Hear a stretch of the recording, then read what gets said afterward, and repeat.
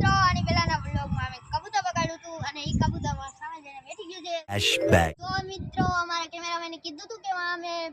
કબૂતરનું બચ્ચું જોયું હતું તો એ બચ્ચું આ છે और अभी तो रुको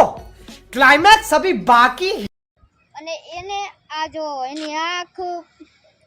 તમે જોઈ શકો છો કે બ્લેક કલરની છે એના અને આને કોઈ દી તમારા પાળુતા ન રાખતા જેમ કે આ જંગા બનાવી નાખશે આની આંખ લાલ છે એટલે આંખ લાલ બનાવી નાખશે અને આના પર જોવો ખાલી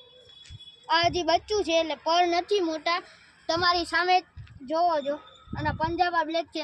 કેમેરામેન તો હવે આને ઉડાડશીને તો અહીંયા ક્યાંય ઉડવાનું નથી કેમ કે આ બચ્ચું છે તો તમે જોઈ શકો છો આ ઉડશે તો જરાય નહીં જા असंभव असंभव તો જાય છે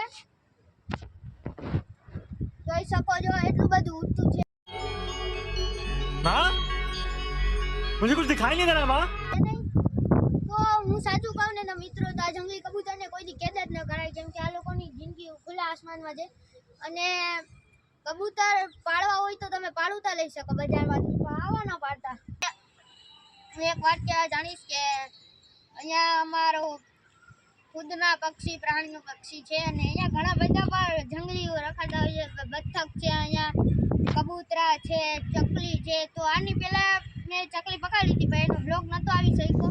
क्या सोच है रे तेरी मानना पड़ेगा